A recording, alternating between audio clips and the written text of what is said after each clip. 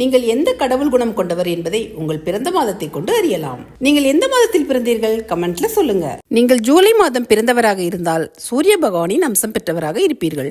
அனைவரையும் வசீகரிக்கும் அழகையும் ஆளுமை தன்மையையும் கொண்டிருப்பீர்கள். உங்களை யாரும் எளிதாக புரிந்து கொள்ள முடியாது. மிகவும் ரகசியமானவராக இருப்பீர்கள். எந்த வேலையை எடுத்தாலும் கடினமாக உழைப்பீர்கள். நேர்மையான குணம் கொண்டவர்கள். மற்றவர்களின் தவறுகளை மன்னித்து ஏற்றுக்கொள்ளும் குணம் கொண்டவர்களாக இருப்பீர்கள். நீங்கள் அடுத்தவர்களின் உணர்வை மிகவும் மதிப்பவர்களாக இருப்பீர்கள்.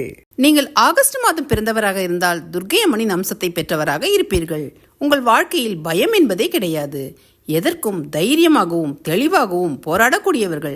மிகவும் சுறுசுறுப்பாக இருப்பீர்கள். நீங்கள் உறுதியான முடிவுகளை எடுக்கக்கூடியவர்களாகவும் இருப்பீர்கள். செப்டம்பர் மாதம் பிறந்தவர்கள் அனுமனின் அம்சம் கொண்டவர்கள்.